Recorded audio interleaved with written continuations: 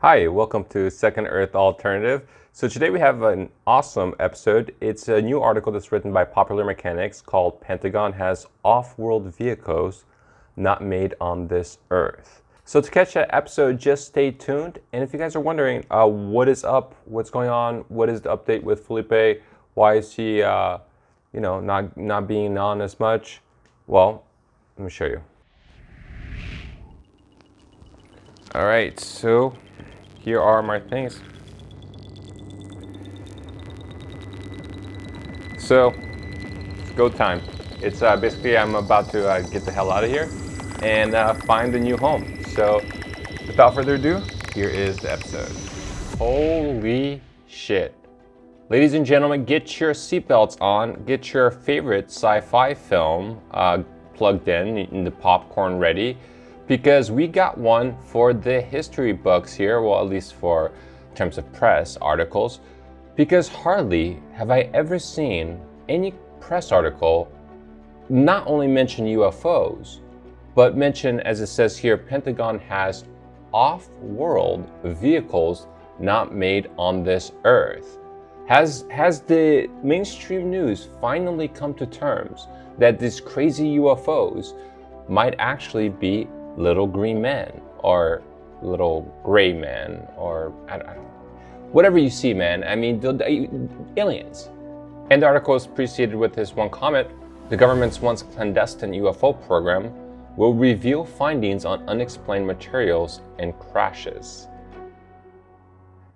For years, the US government has repeatedly changed its tune regarding its official involvement with UFO research. As recently as February, a Pentagon spokesperson told Popular Mechanics that while a government program did investigate unmanned aerial vehicles and other unexplained aerial phenomenon for some time last decade, funding dried up in 2012. But when Popular Mechanics thoroughly investigated the cover program, multiple sources says it's still ongoing to this day.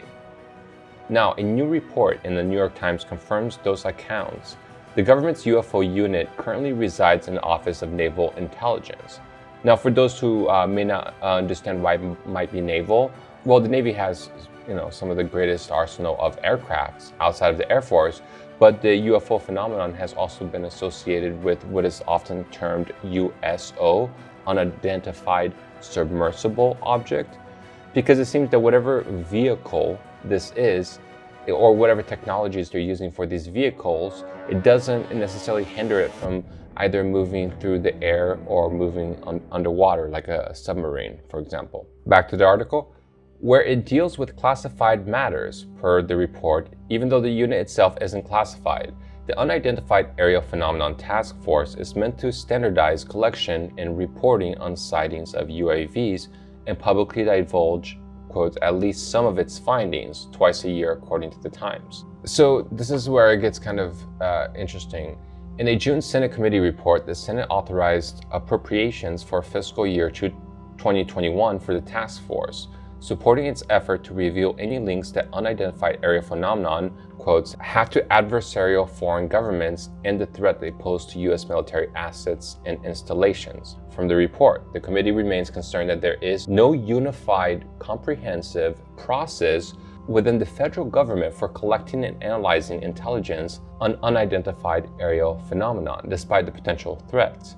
The committee understands that this relevant intelligence may be sensitive. Nevertheless, the committee finds that the information sharing and coordination across the Intelligence Committee has been inconsistent, and this issue has lacked attention from senior leaders. Now, this inconsistency is something that we actually talked about all the way back in 2016, because it was something that was being reported by Christopher Mellon himself, as written by the Huffington Post. I believe the author was Leslie Kean. So the idea that Christopher Mellon was trying to evoke at the time is that this aerial phenomenon is so mysterious, so difficult to pinpoint, for government authorities. Some of them are obviously more competent than others, but not to say that all governments are necessarily better than the private sector. The point is that governments may not have the resources to be able to comprehensively account for these cases, what they mean, what they are, especially when you consider, how far some of these quote-unquote aliens go in terms of trying to destroy the evidence. It's something that we talked about on that Joe Rogan episode with Jeremy Corbell. Can we accept that it is aware of us? That it is aware that we have cell phones, that it is aware that we want to monitor it, and if it's highly advanced, wherever it's from, I don't care if it's fucking aliens or, again, North Korea, I don't care who it is. Right. But if they're that advanced, if this technology, if there's any weight to it, which there is, then we have to know that they are aware of us looking at them and that they can work from a technologically more advanced standpoint, right? And then to add to the confusion and the possible ineptitude from the government, then you also have to consider the personnel themselves. Are they religious? Are they too embarrassed to talk about what they are witnessing? And also, if you're dealing with a military, an organization that is dependent on others' assessment of its prowess over others, of course, you don't want to admit that there is some kind of intelligence just whirling around your airspace, and then there's hardly anything you can say about what that thing is. So I think that's kind of the nature of why a lot of this has been disclosed for so long. It has to do with multifarious different reasons, but mostly because there's so little information on it, because those guys don't seem to want to give us any information, and a lot of it seems to have to come from almost circumstantial assessments, very fleeting evidence. It's hard to create a case when you can't control your experiments. What do you want to do tonight? The same thing we do every night, Pinky. Try to take over the world. So continuing, it says here the intelligence committee has been inconsistent and this issue has lacked attention from senior leaders. Therefore, the committee directs the DNI, which I think is Department of Naval Intelligence, in consultation with the Secretary of Defense and the heads of such agencies as the Director and Secretary jointly consider relevant, to submit a report within 180 days of the date of enactment of the Act to the Congressional Intelligence and Armed Services Committee on Unidentified Aerial Phenomenon, also known as anomalous aerial vehicles, including observed airborne objects that have not been identified. Senator Marco Rubio, who chairs the Senate Select Committee on Intelligence, told a CBS affiliate in Florida that he's most interested to learn from the task force who is responsible for unidentified aerial aircraft spotted over American military bases. Rubio said he hopes that Chinese or Russians or some other adversary hasn't made some sort of technological leap. Always possible. But, we've talked about this many times in the episode that you do have to consider the consistency of this quote-unquote UFO, UAV phenomenon, and the fact this isn't something that just present in modern day times where the technologies might be available to leapfrog some other nation in ways that we have yet to understand. This wasn't possible 100 years ago or during Cowboys and Aliens, where they were still reporting UFOs in the same way that we report them in 2020. At least a lot of the specificity. Sometimes they have light beams that come down on alien abduction victims, people getting swooped up. Just look at the details. They are still similar, 100 years, sometimes 1,000 years apart.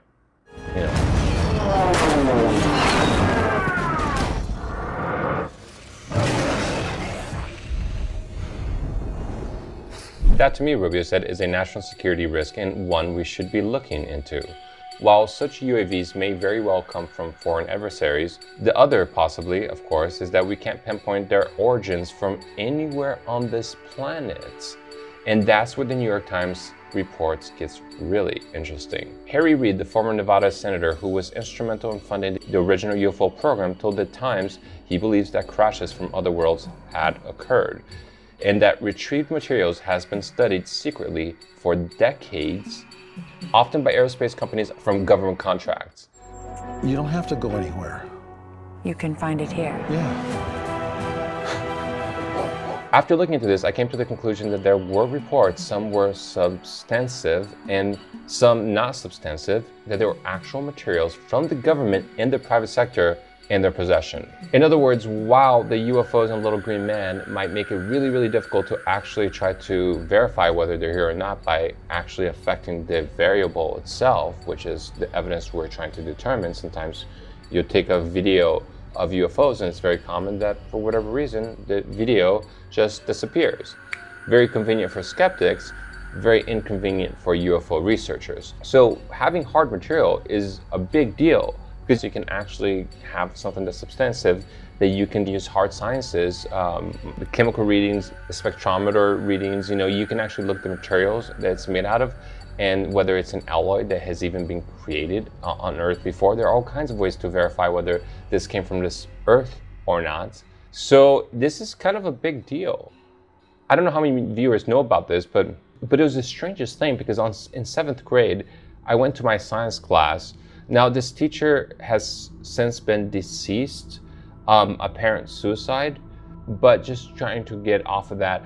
I walked into his class, 7th grade, he suddenly starts playing a projector in black and white, mind you, right? So it's like this old real, it was real film. And look, it obviously wasn't modern times. It looked like it was, I don't know, it's hard to estimate, but it didn't look like it was modern times. But I do remember seeing these guys wearing these almost like biohazard suits, as if they're like there's some kind of like pandemic happening, and they were dealing with some kind of material.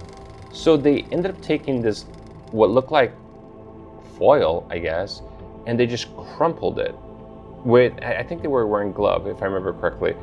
And then they opened their hands, and this crumpled material just goes, and it just straightens, almost like it starts slowly, and then it just kind of accelerates, and then boom, perfectly smooth. Not a single tiny crease, as if like he got this perfect smooth aluminum. And I forgot exactly where he said he got the footage and why he even chose to show a whole bunch of 7th grade school children. Granted, this guy was very eccentric. So that's something that I've seen personally on film that I have to say, was it something that was akin to what they're talking about that the private sector might have in terms of actual materials from UFO crafts? Astrophysicist Eric Davis, who consulted with the Pentagon's original UFO program, told the Times that after he examined certain materials, he came to the conclusion that we couldn't make them ourselves. In fact, Davis briefed a Department of Defense agency as recently as March about retrieving materials from off-world vehicles not made on this Earth. And you have to wonder, what is it about the material that makes it not capable of being made on Earth? Is it the elements? Is it the construction mechanism? Sometimes sometimes you need like a lack of gravity or certain special circumstances to create certain materials. These are just questions that I'm really interested in. Like, what is it about this material that is so difficult to make on Earth? Maybe the element doesn't exist here as it does on other planets. Of course, that was more of a reference to Bob Lazar's element 115, which we've created. We just don't have a stabilized version of it. As we have said previously, the Department of Defense and all of the military departments take any incursions by unauthorized aircraft into the training ranges or designated airspace very seriously and examine each report, Pentagon spokesperson Sue Gao tells Popular Mechanics in a statement. This includes examination of incursions that are initially reported as unidentified aerial phenomena, UAPs, when the observer cannot immediately identify that he or she is observing. Thorough examinations of any incursions into our training ranges or designated airspace often involves assessment from across the department and is appropriate consultation with the U.S. government's department and agencies. The safety of our personnel and the security of our operation is of paramount concern. To protect our people and maintain operational security, which includes not providing information that may be useful to our adversaries, the DoD does not discuss publicly the details of either observations or the examinations of reported incursions into the training ranges or designated airspace, including those incursions initially designated as UAPs. So I guess anything that it's military, they're just not going to talk about, probably because technological reasons not to let certain information out. In regards to the Unidentified Aerial Phenomenon Task Force mentioned in Times, GO confirms the Department of Defense is creating a task force to gain knowledge and insights into the nature and origins of UAPs, as well as their operations, capabilities, performances, or signatures. So I think there's a lot of people who might be like, what are you talking about? Like, they would have obviously been studying UFOs a long time ago. It's possible that they've been studying UFOs for decades. In fact, we have evidence that shows that at least the CIA was involved with UFOs as far back as 1952. But the problem is that it's the information. How much information do they actually have? So to say that there's a task force that's being created, assembling all the information, who's to say that they're any further in their understanding of UFOs and aliens than, let's say, an alien abduction victim? The mission GO says, will be to detect, analyze, catalog, consolidate, and exploit non-traditional aerospace vehicles, UAPs, posing an operational threat to U.S. national security and avoid strategic surprise. Yeah, this sucked to be invaded by aliens and not be able to do anything about it.